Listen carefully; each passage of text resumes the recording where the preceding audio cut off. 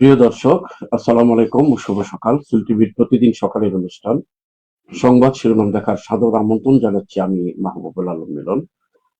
আজকে আলোচনা করবেন, খবর বিশ্লেষণ করবেন ইঞ্জিনিয়ার সোহেব আহমদ মতিন। মতিন ভাই, আপনাকে স্বাগত। স্বাগত। সোহেব আহমদ মতিন আমাদের জালালাবাদ রোটারি ক্লাবের পাস্ট প্রেসিডেন্ট, জালালাবাদ গ্যাসের এমডি, সাবেক এমডি এবং বর্তমান Sylhet heart foundation secretary. Matin ভাই, আপনারা তো আগেও আসছেন আমাদের এখানে, আজকে অনেকদিন পর আপনাকে পেয়েছি, আমরা আনন্দিত। আজকেও প্রতিদিনই নয়, তিনটি পত্রিকা এসছে। জাতীয় পত্রিকা আমাদের সময়, সিলেটের স্থানীয় দৈনিক কাজীর বাজার এবং জালালাবাদ। তিনটি পত্রিকারই আমি খবর শিরোনাম পড়বো, আপনার কাছ থেকে আমরা বিশ্লেষণ শুনবো।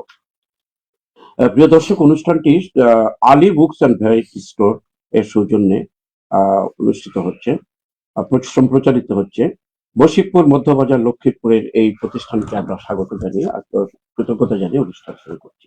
সার্বিক পরিকল্পনায় আছেন আমাদের শেখ নুরুল ইসলাম। পত্রিকা হাতে নিচ্ছি। প্রথমে জাতীয় পত্রিকা আমাদের সময় পড়ার আগে আজকে দিন তারিখটি জানিয়ে দিচ্ছি। আজ শনিবার 7 ফেব্রুয়ারি 2026, 24 মার্চ 1432 বঙ্গাব্দ, 18 সাবান 1447 ইসরি। প্রথমেই যে খবরটি পড়ছি, বিএনপি ইস্তেহারের ঘোষণা করলেন তারেক রহমান, জবাবদিহিমূলক রাষ্ট্র বিনির্মাণে 51 দফা। আগের বিজয়ী আসনেও নির্ভর নয় জামাত, জামাতের বিরুদ্ধে হেফাজত আমিরের জিহাদ ঘোষণা। যুক্তফ্রন্টের প্রত্যাশা, সরকার গঠন নয়, জনগণের পক্ষে প্রতিনিধিত্ব চাই। আরো খবর, সবই ভোটের খবর, নির্বাচনের খবর। দক্ষিণাঞ্চলের নির্বাচনী সভায় জামাতে আমির, 13 ফেব্রুয়ারি দেশে নতুন সূর্য উদিত হবে। যারা দল সামলাতে পারে না তারা দেশ চালাবে কিভাবে, নির্বাচনী সভায় তার বক্তব্য। জাতিসংঘের অধীনে হাদি হত্যার তদন্ত দাবি, ইনকিলাব মঞ্চের নেতাকর্মীদের সঙ্গে পুলিশের 2 দফা সংঘর্ষ গতকাল হয়েছে। আবার যমুনা ঘেরাও, লাঠিচার্জে আহত 25 কর্মচারী, নবম স্পেসকেল দাবিতে যমুনা চেষ্টা। ক্রমশ স্পষ্ট হয়ে উঠেছে নির্বাচনী সমীকরণ। রাজশাহী বিভাগে একটি চিত্র তুলে ধরা হয়েছে এখানে। ফ্রি প্যালেস্টাইন স্টিকার সাটানোয় ভারত ছাড়ার নির্দেশ। সাহসী ও দায়বদ্ধ প্রতিনিধি বেছে নিতে চান ভোটাররা, সরেজমিনে ঢাকা 16 আসনের 2 প্রতিনিধির ছবি সহ খবরটি এসছে। এই ছিল আমাদের সময়ের প্রথম পাতার খবর। শেষ পাতায় আমরা একটু দেখে নিই, আসছি তারপরে অতিথির কাছে বিশ্লেষণের জন্য। শেষ পৃষ্ঠায় জেলায় জেলায় ভোট যুদ্ধ, 12 ফেব্রুয়ারি অনুষ্ঠিত ত্রয়োদশ সংসদ নির্বাচন করে ভোটের মাঠে প্রচার এখন তুঙ্গে। 44তম বিসিএস এর শেষ মুহূর্তে বাদ 186। অন্য খবর একটু আসলো আর কি, দেশের খবর। ট্রাম্পের শেয়ার করা ভিডিওতে বানর বেশে ওবামা দম্পতি, আন্তর্জাতিক খবর। ছবিটাও আসছে বানরের বেশে। আসলে এখন ওই যে এআই আসার পরে কাকে কিভাবে বানায়, কখনো বানর কখনো হনুমান বাড়িতে চলছে। পাহাড়ি বাঙালি জনগোষ্ঠীর উন্নয়নে নানা প্রতিশ্রুতি, গাড়িতে ঘষা লাগা নিয়ে পুলিশের এডিসি কে মারধর, গ্রেপ্তার 5। আসন্ন নির্বাচনে উচ্চ শিক্ষিত প্রার্থীর রেকর্ড উপস্থিতি। আরো খবর, মানবিক ইসলামী সুশাসনের রূপরেখা, খেলাফত মজলিস নির্বাচনী ইস্তেহার। স্মার্ট ডাক সেবার যুগে বাংলাদেশ, সরে গেল 127 বছরের জঞ্জাল। বিএনপি নির্বাচনী প্রচারে গুলি, শিশু সহ আহত 5। মনপুরা ও কাপাসিয়ায় বিএনপি জামাতের সংঘর্ষ। মসজিদে আত্মঘাতী বোমা হামলায় নিহত 31, পাকিস্তানের ইসলামাবাদে। বিএনপিতে যোগ দিলেন জাকসু ভিপি জিতু। মানবিক ইসলামিকের পড়েছি এটা। প্রিয় দর্শক, আমরা পত্রিকার শেষ পৃষ্ঠাও পড়ে শুনলাম। আসছি অতিথির কাছে। মতিন ভাই, আজকে ওই যে ভোট যুদ্ধ এবং মূল কথা একটা খবর আসছে যে জবাবদিহিমূলক রাষ্ট্র বিনির্মাণে 51 দফা ইস্তেহার করেছেন বিএনপি। এটা দিয়ে শুরু করে, তারপরে আপনি আসবেন। ধন্যবাদ আপনাকে যে আপনি যতগুলা বিষয় আপনি অবতারণা করেছেন আজকে পেপার থেকে, প্রত্যেকটাই হচ্ছে নির্বাচন সংশ্লিষ্ট। আসলে যেহেতু 12 তারিখ আমাদের সামনে নির্বাচন, সুতরাং এখন নির্বাচনের আলোচনা হবে, সেটাই হচ্ছে খুবই স্বাভাবিক। প্রত্যেকটা জায়গাতেই আপনি দেখেন যে নির্বাচনের একটা আমেজ চলে আসছে, এবং আজকে আমরা 7 তারিখ যখন আমরা এই বিষয়টা নিয়ে পর্যালোচনা করছি পত্রিকা নিয়ে, তখন সর্বত্রই কিন্তু নির্বাচনের একটা বড় সারা ধরনের পত্রিকা জুড়েই একটা নির্বাচনী খবর। এবং আজকেও সিলেটে একটু পরেই জামাতের আমির সাহেবের সভা আছে। সুতরাং বোঝা যাচ্ছে যে জাতি এখন পুরোটাই হচ্ছে নির্বাচনের ট্রেনে আরোহণ করেছে। এখন আসেন, আপনি যে পয়েন্ট থেকে শুরু করেছেন, জবাবদিহিমূলক রাষ্ট্র বিনির্মাণে 51 দফা বিএনপির নির্বাচনী ইশতেহার। প্রত্যেকটা দলেরই তার নির্বাচনের জন্য কিছু ইশতেহার থাকে, এবং সেই ইশতেহার গুলো হয় মানুষের সুযোগ সুবিধা, আহ মানুষের আমরা যেগুলো মৌলিক যে চাহিদা বলি, অন্ন বস্ত্র বাসস্থান চিকিৎসা স্বাস্থ্য, এই সবগুলো মিলিয়েই কিন্তু আসলে প্রত্যেকটা দলই তাদের নিজস্ব নির্বাচনী আকর্ষণ তারা যে কিভাবে করবে সেই জিনিসটাই তারা মানুষের সামনে উপস্থাপন করেন। এখন মূল জিনিসটা হচ্ছে যে জবাবদিহিতা। আমি এই জায়গাটাতেই অ্যাড্রেস করব যে জবাবদিহিতাটা নিশ্চিত করাটাই হচ্ছে আসল। আমাদের এই 51 দফা বা যত দফাই হোক না কেন, দিনের শেষে আমাদেরকে বলতে হবে, আমাদের যাদের দেশে যারা সাধারণ মানুষ, আমার আপনার মতো যারা সাধারণ খেটে খাওয়া মানুষ, তাদের কাছে বাংলাদেশের রাজনীতির মূলত 3টা জিনিস দ্বারা নির্ভর করে। চালের দাম কত, তেলের দাম কত, আর পেঁয়াজের দাম কত। এই 3টা জিনিস হচ্ছে বাংলাদেশের রাজনীতির মূল প্যারামিটারস। আমাদের সকল সাধারণ জনগণ এই জিনিসটাই আসলে বোঝে। সুতরাং এই জায়গাটাতে যদি আমরা অ্যাড্রেস করতে পারি, এখানে যদি কোনো ধরনের সিন্ডিকেট যদি না হয়, তাহলে কিন্তু দেশের মানুষই কিন্তু উপকৃত হবে। জবাবদিহিতামূলক রাষ্ট্র যেটা বলা, এই জিনিসটা আসলে প্রশ্নটাই আসবে না। কারণ হচ্ছে যে জবাবদিহিতা কিন্তু সর্বপর্যায়ে থাকতে হবে, এবং সেটার ক্ষেত্রে দরকার হচ্ছে একটা বড় ধরনের নজরদারি। আমরা যে জিনিসটা আশা করব সেটা জিনিস হচ্ছে যে যে সমস্ত ইশতেহার গুলো দেওয়া হচ্ছে রাষ্ট্রীয় পর্যায়ে, তারা ক্ষমতা আরোহণ করেন, তারা যাতে এই বিষয়গুলোর দিকে যারা নজর রাখেন এবং তারা যেন বাস্তবায়ন করেন। এবং এখানে বেসিক্যালি যেহেতু আপনি আমার পরিচয় দিয়েছেন একজন ইঞ্জিনিয়ার হিসেবে, সুতরাং আমরা একটা জিনিস হচ্ছে কি যে প্রজেক্টের একটা বিভিন্ন ফেজে আমরা সেগুলোকে পর্যালোচনা করি। যে নির্বাচিত সরকার আসবে সেটার মেয়াদ অবশ্যই 5 বছর। সুতরাং আমরা বলবো যে প্রতি বছর বছর যে প্রতিশ্রুতি গুলো আছে সেগুলোকে যদি একবার করে মূল্যায়ন করা হয়, তাহলে দেশবাসী বুঝতে পারবে যে আমরা আগালাম না পিছালাম না, আমাদের কিছু এফোর্ট দেওয়া দরকার, বা কোন সেক্টরে আমরা এফোর্ট দেব, এই বিষয়গুলো থাকবে। ইশতেহার অবশ্যই আসবে, কিন্তু ইশতেহার গুলোকে পরবর্তীতে টাইম টু টাইম সেগুলোকে ইভালুয়েট করা দরকার। ইশতেহারের দিকে আমরা যাচ্ছি না, সুন্দর বিশ্লেষণ, যে জবাবদিহিমূলক সুন্দর অ্যাড্রেস হয়েছে আপনার এটা। এখানে যে একটা নির্বাচন আসলে এক দল একদলের ভিত্তিতে, এখানে জামাতের বিরুদ্ধে হেফাজতের আর একটি ইসলামিক দল, তারা বলছে যে এটা জিহাদ ঘোষণা করা হচ্ছে, অর্থাৎ নির্বাচন জামাতে ভোট যেন না দেওয়া হয় তার জন্য জিহাদ ঘোষণা করেছেন হেফাজতের আমির। একটু এটা হচ্ছে যে প্রত্যেকটা রাজনৈতিক দলেরই যেহেতু নির্বাচন সামনে, সুতরাং প্রত্যেকটা রাজনৈতিক দলে তার নিজের অবস্থানে পজিটিভ থেকে তার বিরুদ্ধে যারা তার অপোজিশনে যারা পলিটিক্স করছেন তাদের নেগেটিভ বিষয়গুলো তুলে আনতে চাইবে, এটা স্বাভাবিক। কারণ নির্বাচনে উইন করতে গেলে অবশ্যই আপনাকে প্রমাণ করতে হবে আপনি আপনি ওয়াই থেকে আপনি ভালো। আপনি ওয়াই থেকে ভালো প্রতিষ্ঠা করতে হয়, তাহলে আপনি অবশ্যই তার যে দুর্বলতা আছে বা তার যে ঘাটতিগুলো আছে সেগুলো তারা প্রত্যেকেই সেটাকে এক্সপ্লোর করবে। সুতরাং এখানে যে আপনি যে কথাটা বলেছেন যে জামাতের বিরুদ্ধে হেফাজতের আমিরের জিহাদুল, এটা একই ধরনের জিনিস। কারণ প্রত্যেকেই চাইবে তার প্রতিপক্ষকে ঘায়েল করে, কারণ আলটিমেটলি আপনার অ্যাপ্রোচটা হচ্ছে ভোটারের কাছে। আপনি এই মেসেজটা কার জন্য, এটা মেসেজটা হচ্ছে যারা ভোটার তাদের সামনে আপনি উপস্থাপন করতেছেন। এটা কিন্তু একটা বিরাট ভোটের মাঝে এটা একটা ইম্প্যাক্ট ক্রিয়েট করবে। সুতরাং এটা খুবই স্বাভাবিক, এবং সেখানে যাতে একটা প্রশ্ন আসবে সেই জিনিসটা হচ্ছে আমরা প্রতিপক্ষকে অবশ্যই আমরা প্রতিপক্ষের বিষয়গুলো উত্তর দেব, কিন্তু সেটা যেন শিষ্টাচারের ভিতরে থাকে। শিষ্টাচার যদি আমরা অতিক্রম করে যাই তাহলে কিন্তু একটা বড় ধরনের বিভাজন সৃষ্টি হবে, এবং বিভাজনটা কিন্তু কোনো অবস্থাতেই জাতির জন্য কাঙ্ক্ষিত না। মতিন ভাই, সারা খবরটাই আপনি কিন্তু একটা খবরের মধ্যে বলেছেন সারা দেশে এখন নির্বাচনমুখী, এই খবরগুলি নিয়ে কিন্তু পত্রিকায় এসছে।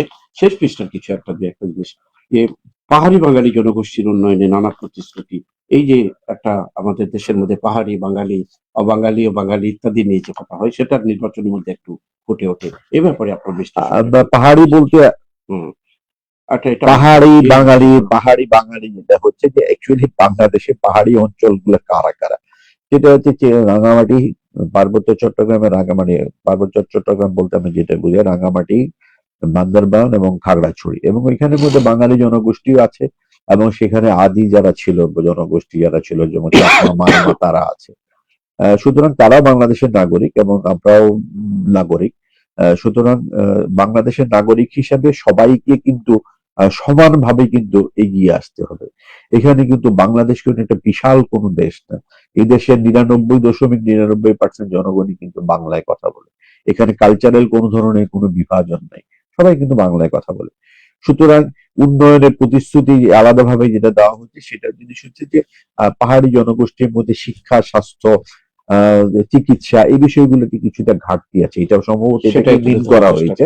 সেটা যাতে সমাজের যে স্তরে আছে সবাই যাতে সমানভাবে সেই সুযোগ সুবিধা পায় সেটা এনশিওর করার জন্য। আরেকটি খবর সব পাশাপাশি দেখেন, আসন্ন নির্বাচনে উচ্চশিক্ষিত প্রার্থীর রেকর্ড উপস্থিতি এবারে কিন্তু এবারে বড় বড় শিক্ষিত মানুষগুলো কিন্তু নির্বাচনে আসছে। এটা জাতির জন্য খুবই ভালো। আপনার এখানে ডাটায় দেখা যাচ্ছে যে 76.42% মানুষ কিন্তু স্নাতক অথবা স্নাতকোত্তর ডিগ্রি। আসলে একটা স্তরে যখন আমরা গিয়েছিলাম তখন আমরা দেখেছি যে শিক্ষিত মানুষজন রাজনীতির দিকে খুব একটা আগ্রহী হচ্ছে না, কিন্তু এটা খুবই ভালো জিনিস। কারণ শিক্ষাটা যখন নিতে পারবে তখন মানুষের ভিতরে শিক্ষা থেকে কিন্তু মানুষের মধ্যে যে জিনিসটা চলে আসে সেটা হচ্ছে যে তুলনামূলক আলোচনা, যেটাকে আমরা বলি কম্পারেটিভ স্টাডি। কারণ এই যে যিনি ডিগ্রি পাস উনি নিশ্চয়ই অনেকগুলো সার্কিট উনি কিন্তু দেখিয়ে এসেছেন, অনেকগুলো সাবজেক্ট উনি পড়াশোনা করেছেন, দেখিয়ে এসেছেন। সুতরাং সেই জায়গাটাতে এটা অবশ্যই ভালো দিক, এবং আমাদের যারা শিক্ষিত যারা আছেন তারা যদি এটা দখল করে, অবশ্যই কিন্তু যারা মারামারি করে কাটাকাটি করে এই ধরনের কিছু এরা কিন্তু অবশ্যই, এবং এটার মাধ্যমে যে কথাটা আসবে সেটা হচ্ছে ওই যে নির্বাচনের ইশতেহার, এই যে শিক্ষিত মানুষজন যারা যাবেন তারা কিন্তু এই প্রথম কথা যে আমি যেটা বলেছিলাম যে পর্যালোচনা করা, এই তারা কিন্তু এই শিক্ষিত মানুষজন কিন্তু মানে প্রত্যেকটা জিনিসকে ওনারা স্টাডি করবেন যে আসলে আমাদের কি করা দরকার, কি করণীয় ছিল, এই জিনিসটা হবে এবং সেটা শিক্ষিত মানুষের ভিতরে ইনকামটা কাজ করবে। অনেক ভাই সুন্দর মানে বিশ্লেষণ করেছেন। আসলে উচ্চশিক্ষিতের হারটা বাড়াতে আমরা একটা স্বস্তি পাচ্ছি সেখানে, যে সন্ত্রাসীরা সেখানে সেভাবে দখল করতে পারছে না। আগামীতে আরো হবে এই প্রত্যাশা রেখেই জাতীয় পত্রিকা পড়া শেষ করে আমি স্থানীয় দৈনিকের দিকে আসি। স্থানীয় দৈনিক প্রথমে নিচ্ছি আমি দৈনিক কাজীর বাজার, তারপরে পড়বো জালালাবাদ। কাজীর বাজারে সিলেট জামায়াতের যেটা আগেই বলেছেন আপনি, জনসভা আজ, প্রধান অতিথি ডক্টর শফিক, জামাতে আমির। সংসদ নির্বাচনে গণভোটের সব প্রস্তুতি সম্পূর্ণ, বাসসকে ইসি মোহাম্মদ আনোয়ারুল ইসলাম সরকার। আরো খবর, ইনকলাব মঞ্চের অবস্থান কর্মসূচি ঘিরে সংঘর্ষ, পুলিশের লাঠিপেটা, সাউন্ড গ্রেনেড নিক্ষেপ। সবই। আরেকটি খবর আছে এখানে, সুনামগঞ্জে ভাতিজার লাঠির আঘাতে চাচা খুন, এই সামাজিক অবক্ষয় ধরা হয়েছে। শেষ করছি, শেষ পৃষ্ঠায় আসছি আবার, প্রথম পাতা শেষ করে শেষ পৃষ্ঠায় কাজীর বাজারে, দক্ষিণ সুরমাকে আর অবহেলিত থাকতে দেয়া যাবে না, এম এ মালিক দক্ষিণ সুরমার 3 নম্বরে প্রার্থী, মালিক সাহেবের বক্তব্য। মূল লড়াইয়ে এম এ মালিক ও মুসলিউদ্দিন রাজু, দক্ষিণ সুরমার আরেকটি ভোটের নির্বাচনের খবর বলা হয়েছে। থানা পুলিশ ফাঁড়ি নির্মাণে 707 কোটি 55 লক্ষ টাকার প্রকল্প অনুমোদন। ভিসা নিয়ে আরো দুঃসময় আসতে পারে, এদের আমাদের জনগণের জন্য একটা দুঃসংবাদ বলা যেতে পারে। আরেকটি খবর পড়েই আসবো আবার আপনার কাছে। ফটো সাংবাদিক শেখ আশরাফুল আলম নাসির পুরস্কৃত, আমরা তাকে অভিনন্দন জানাচ্ছি। আসছে আপনার কাছে আবারও, প্রথমে এটা দিয়ে শুরু করি। সংসদ নির্বাচন, গণভোট সব সম্পূর্ণ প্রস্তুতি হয়েছে। গণভোট এবং এবারই প্রথম গণভোট এবং জাতীয় সংসদ নির্বাচন একসাথে হচ্ছে, এটার অনেক জটিলতা বা কিভাবে উতরানো যেতে পারে, হ্যাঁ ভোট না ভোট নিয়ে কিন্তু এখন ব্যাপকভাবে কিন্তু আলোচনা হচ্ছে সমাজে। আপনার আলোচনার শুরুতেই আমি বলেছিলাম যে 12 তারিখ যেহেতু নির্বাচন, সুতরাং নির্বাচন সামনে রেখে আমাদের প্রস্তুতি কিন্তু আলটিমেটলি সম্পাদন করতেই হবে। আর নির্বাচনের একটা বাড়তি, এটা একটা বাড়তি একটা জিনিস হচ্ছে যে গণভোট। তবে আমি যেটা মনে করি সেটা জিনিস হচ্ছে যে নির্বাচন কমিশনের নিশ্চয়ই ধরনের একটা পুরো মানে প্রস্তুতি আছে, এবং সেই প্রস্তুতি আছে, এবং সেই প্রস্তুতিটা তো হয়তো আমরা যারা সাধারণ ভোটার তাদের কাছে হয়তো বিষয়গুলো দৃশ্যমান নয়। কিন্তু আমরা যেগুলা দেখছি সেটা জিনিস হচ্ছে যে আপনার নির্বাচনের কাজের সাথে যারা জড়িত, যেমন রিটার্নিং অফিসার, সহকারী রিটার্নিং অফিসার, প্রিজাইডিং অফিসার, সহকারী প্রিজাইডিং অফিসার, পুলিং অফিসার, এদের প্রত্যেকেরই প্রশিক্ষণ সম্পাদন করা হয়েছে। এবং আমরা দেখেছি যে আইন শৃঙ্খলা রক্ষাকারী বাহিনী যারা আছে, যারা এটা ল এনফোর্সিং এজেন্সি হিসেবে যারা কাজ করবে, তাদেরকে পর্যাপ্তভাবে ব্রিফিং করা হয়েছে। সুতরাং আমরা 12 তারিখের দিকে আমরা আগাই এবং একটা সুস্থ সব নির্বাচন প্রস্তুতি সম্পন্ন হয়েছে। হয়েছে। একটা কথা মতিন ভাই, আমরা সমাজে কিন্তু এখন সাধারণ মানুষের এই গণভোটের যে রেজাল্ট কি হবে বা কি গণভোটে আছে, এগুলো কিন্তু এখনো কিন্তু জনগণকে বোঝানো সম্ভব হয়নি সরকারের পক্ষ থেকে বা নির্বাচন কমিশনের পক্ষ থেকে। এটা কিন্তু এখনো একটা ধোঁয়াশার মতো রয়েছে। এটা আমরা আশা করবো যে এখন মানে এই বাই দিস টাইম যে সময় আছে, আজকে 7 তারিখ, এবং এটা বিষয়ে এখন পর্যন্ত এটা বিষয়ে মানুষজনকে সচেতন করা হবে, প্রত্যাশা থাকবে। শেষ করি জাতীয় পত্রিকা, অন্য পত্রিকায় স্থানীয় পত্রিকা আর একটি আছে আমাদের হাতে, দৈনিক জালালাবাদ। জালালাবাদের প্রথম যে শিরোনামটি পড়ে শোনাচ্ছি, ফ্যামিলি কার্ড চালু সহ 9 প্রতিশ্রুতি সবার আগে বাংলাদেশ দর্শনের অঙ্গীকার। বিএনপির প্রধান বর্তমান এখন তারেক জিয়া বিএনপির ইস্তাহারের ঘোষণা, এই কথাটি তো সোচ্চার এক একটা পত্রিকা এক একভাবে তুলে নিয়ে আসছে। অনির্বাণ এই ফেব্রুয়ারি, ভাষার মাস ফেব্রুয়ারি অনির্বাণ হিসেবে আখ্যায়িত করা হয়েছে। ভাষা শহীদদের আমরা আবারও এই তাদের শ্রদ্ধা জানাই, তাদের স্মৃতির প্রতি গভীর সমবেদনা জানাচ্ছি। হবিগঞ্জে প্রভাব ফেলবে নতুন ভোটার ও বিদ্রোহীরা, হবিগঞ্জের প্রার্থীদের ছবি সহ খবরটি এসছে। ঊর্ধ্বমুখী নিত্যপণ্যের বাজার, বেড়েছে সবজি ও মুরগি, যেটা আগেই বলেছিলেন যে জনগণের চাহিদা যে খাবার আইটেম গুলোর দাম কমলো কিনা। এখানে একটা বিশ্লেষণ, ঊর্ধ্বমুখী নিত্য প্রয়োজনীয় নিত্য পণ্যের বাজার, সামনে ইলেকশন আমাদের রমজান, এই রমজানের আগে এটা কিন্তু ভালো লক্ষণ বলে আমরা মনে করছি না। আসছেন জামাতে আমির, সিলেটি আর জামায়াতের জনসভা, উৎসবের আমেজ। স্বচ্ছ নির্বাচনের মাধ্যমে বাংলাদেশে গতিশীল রাষ্ট্র হিসেবে আবির্ভূত হবে। সিলেট প্রেস ক্লাবে ইউ পর্যবেক্ষণ মিশন প্রধানের আশাবাদ। সিলেট ছাত্র শিবিরের প্রতিষ্ঠাবার্ষিকী পালিত, জাতির প্রত্যাশা পূরণে ছাত্র শিবির অতন্দ্র প্রহরীর ভূমিকা পালন করছে। এই ছিল জালালাবাদের প্রথম পৃষ্ঠা। শেষ পৃষ্ঠায় আসি। জালালাবাদের শেষ পৃষ্ঠা, 17 বছর ছোঁয়া লাগেনি জৈন্তাই, আরিফুল হক চৌধুরী। আরিফুল হকের বক্তব্য, যেহেতু ওখান থেকে দাঁড়িয়েছে, কালকে একটা অঙ্গীকার করেছিলেন উনি, সিলেটে নেমেই যেন বাহিরের লোকেরা মনে করে আমি জনতাতে যাব না, আমরা যাব জনতা আরেকটি শহরে যাব আর কি, এই ধরনের কথা আরিফের মুখ থেকে আসছে। ভালো দিক, বিএনপিকে সুযোগ দিন, শ্রীমঙ্গলের কমলগঞ্জের উন্নয়ন করে দেখাবো, হুমায়ুন কবির। সংবিধানের দুর্বলতা দূর করতেই জুলাই সনদ ও গণভোট বিভাগীয় কমিশন, যে গণভোটের কথা আর একটু ক্লিয়ার করার চেষ্টা করা হয়েছে, যেটা আপনি বলছিলেন। লম্বা লম্বা প্রতিশ্রুতি নয়, কাঁধে কাঁধ মিলিয়ে চলতে এসেছি, মৌলানা হাবিব, জামাতের 1 নম্বরের প্রার্থী মৌলানা হাবিব। ইমাম মুয়াজ্জিনের হাদিয়া বৃদ্ধি ও মর্যাদা নিশ্চিত করা হবে, খন্দকার মুক্তাদি। মানবিক দিকে তুলে ধরার চেষ্টা করা হয়েছে তার ইশতেহারে। সারা দেশে সেনা অভিযানে 51টি অবৈধ অস্ত্র গ্রেপ্তার, 368। মৌলভীবাজারে শিবিরের প্রতিষ্ঠা বার্ষিকী পালিত। ওসমানীনগরে মোটরসাইকেলের দুর্ঘটনায় যুবকের মৃত্যু। এটা মোটরসাইকেল অ্যাক্সিডেন্ট মানেই মৃত্যু, এই ধরনের ঘটনা কিন্তু একটু একটু মেসেজ দিবেন আপনি জনগণের কাছে, এটা একটু। তো এই হলো মোটামুটি আমাদের খবর। আমাদের এখানে ইউরোপীয় ইউনিয়ন দল সিলেট প্রেস ক্লাব সিলেট জেলা প্রশাসকের সাংবাদিকের সঙ্গে মত বিনিময় করেন, এই আর একটি খবর এসছে আর কি। এটা নিয়ে পত্রিকায় তো এসছে এটা আর কি। এটা নিয়ে বিশ্লেষণ করার আগে আপনি প্রথমেই ফ্যামিলি কার্ড চালু সহ 9 প্রতিশ্রুতি সবার আগে বাংলাদেশ, এই যে একটা প্রতিশ্রুতির কন্টিনিউশন, প্রতিশ্রুতি। আবার আমি একটা কথাই বলবো যে প্রতিশ্রুতি আমরা অবশ্যই সেটা প্রতিশ্রুতি চাই, এবং ফ্যামিলি কার্ড যেটা বলেন যে সেটা হচ্ছে যে সম্ভবত যারা দুস্থ মানুষ তাদের প্রত্যেককে একটা সুবিধা দেওয়া হবে। কারণ এক্ষেত্রে সরকারের 2-3টা বিষয় ছিল খুবই গুরুত্বপূর্ণ। সেটা জিনিস হচ্ছে যে আমাদের এখন এনআইডি যেটা, সেটা ন্যাশনাল কার্ড করা হয়েছে, আপনার গাড়িতে ডিজিটাল কার্ড হচ্ছে। সুতরাং এই ধরনের ফ্যামিলি কার্ড যদি দেওয়া হয় তাহলে সেক্ষেত্রে হয়তো মানুষজন আর যাই হোক না কেন যেটা যে মিথ্যার আশ্রয় নিয়ে কোনো কিছু করার সুযোগ কিন্তু পাবে না।